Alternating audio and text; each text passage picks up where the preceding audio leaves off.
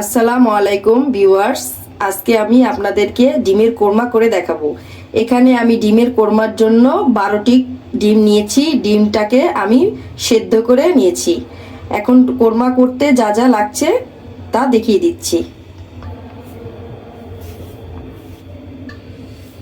ডিম কোরমার জন্য এখানে আমি 1 কাপ পরিমাণের পেঁয়াজ কুচি নিয়েছি। এটাকে আমি বেরেস্তা করে ব্যবহার করব। নিয়েছি 1 কাপ পরিমাণের পেঁয়াজ বাটা, আধা কাপ পরিমাণের বাদাম বাটা। এখানে আমি চীনা বাদাম নিয়েছি, আপনারা কাঠবাদাম কাজু বাদাম নিতে পারেন। নিয়েছি 2 টেবিল চামচ আদা রসুন বাটা, 1 কাপ পরিমাণের টক দই, 1 টেবিল চামচ ধনিয়ার গুঁড়া, 1 টেবিল চামচ জিরার গুঁড়া। স্বাদের জন্য আমি 1 চামচ চিনি দিয়েছি। চিনিটা অপশনাল, আপনারা দিতেও পারেন নাও দিতে পারেন। পরিমাণ মতো লবণ। আর আমি আস্ত মশলার মধ্যে নিয়েছি 2টা দারচিনি, 6 পিস 7 পিস এলাচি, কিছু তেজপাতা আর কয়েকটা গোলমরিচ, 1 কাপ পরিমাপ দুধ, আর নিয়েছি কয়েক পিস কাঁচামরিচ। চুলায় আমি একটি প্যান বসিয়ে দিয়েছি। এখন আমি পরিমাণ মতো সয়াবিন তেল দিয়ে দিচ্ছি। তেলটা আমি একটু বেশিই দিলাম। এখানে আমি পেঁয়াজগুলোকে বেরেস্তা করব। পেঁয়াজগুলো আমি দিয়ে দিলাম এখানে বেরেস্তার জন্য। আমি এটা ভালো করে নেড়ে চেড়ে পেঁয়াজগুলো বেরেস্তা করব। পেঁয়াজগুলোকে সমান তালে আমি নেড়ে চেড়ে এখানে আমি বেরেস্তা করছি। প্রায় আমার বেরেস্তাটা হয়ে গেছে। বেরেস্তাটা সাবধানে করতে হবে যাতে পুড়ে না যায়। যদি ডার্ক হয়ে যায় তাহলে একটা তিতো ভাপ আসবে। তাই আমি পেঁয়াজটা এখনই তুলে নিব, হিটে আরেকটু কালার হয়ে আসবে। বেরেস্তাগুলো আমি সব ছাঁকনির মধ্যে তুলে নিচ্ছি। বেরেস্তাগুলো তেলগুলো ভালো করে ঝরিয়ে আমি একটি প্লেটে তুলে নিচ্ছি। এই তেলটার মধ্যেই আমি এখন ডিমগুলোকে হালকা ভেজে নেব। তাই ডিমগুলো ভাজার আগে আমি পরিমাণ মতো একটু লবণ দিয়ে দিচ্ছি, তাহলে তেলটা ছিটে আসবে না। ডিমটা দেওয়ার পরে খুব সুন্দরভাবে আমার ডিমের সাথে লবণটা হয়ে যাবে। এখন আমি ডিমগুলো এক এক করে দিয়ে দিচ্ছি।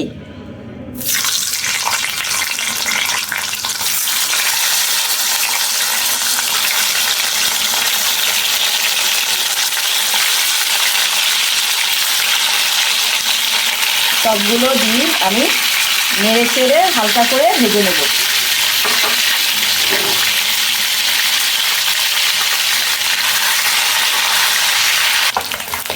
ডিমগুলো আমার হালকা করে ভাজা হয়ে গেছে। এখন আমি এক এক করে ডিমগুলো তুলে নিচ্ছি।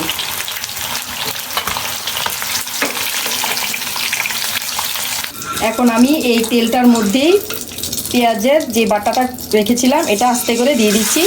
সাবধানে দিবেন যাতে ছিটে না আসে।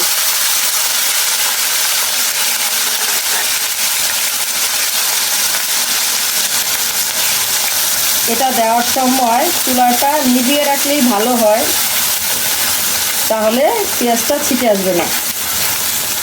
এই যে আমার সুন্দর মতন পেঁয়াজ বাটাটা আমি তেলের মধ্যে কিছুক্ষণ ভেজে নেব, যাতে পেঁয়াজের যে কাঁচা গন্ধটা আছে এটা চলে যাবে।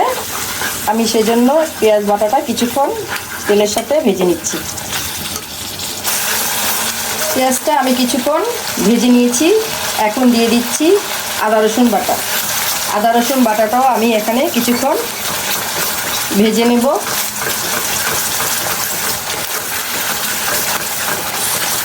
এখন দিয়ে দিচ্ছি আস্ত মশলাগুলো। দিয়ে দিচ্ছি টক দই,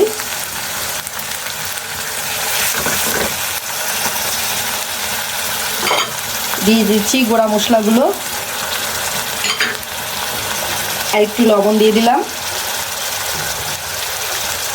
সব মশলাগুলো ভালো করে কষিয়ে এখন দিয়ে দিব বেটে রাখা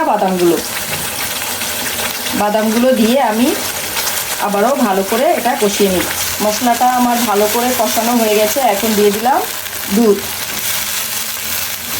দুধটা দিয়ে আমার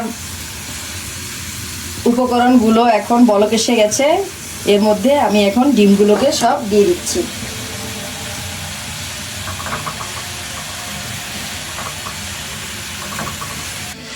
সবগুলো উপকরণ দিয়ে আমি ডিম দিয়ে নেড়েচেড়ে এটাকে গ্রেভিটা একটু ভারী হওয়া পর্যন্ত অপেক্ষা করছি। এখন আমি যে পেঁয়াজের বেরেস্তাটা করে রেখেছিলাম এগুলো একটু হাতের সাহায্যে ভেঙে ডিমের উপরে ছড়িয়ে দিচ্ছি।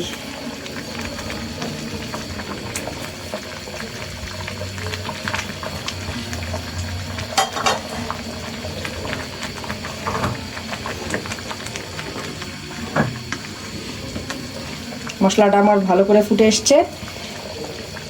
এখন দিয়ে দিব, এই অবস্থায় দিয়ে দিচ্ছি চিনি।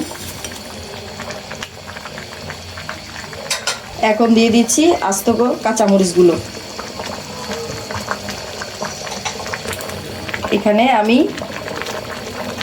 1 চামচ পরিমাণের ঘি ছড়িয়ে দিচ্ছি। এটা অপশনাল, তবে দিলে স্বাদটা বেশি হবে। আপনারা অবশ্যই দেওয়ার ট্রাই করবেন। কোরমাটা আমার হয়ে গেছে, এই যে তেলটা উঠে এসছে। এখন আমি এটা আরেকটু ঠিক হবে, তারপরে পরিবেশন করে ফিরে আসছি।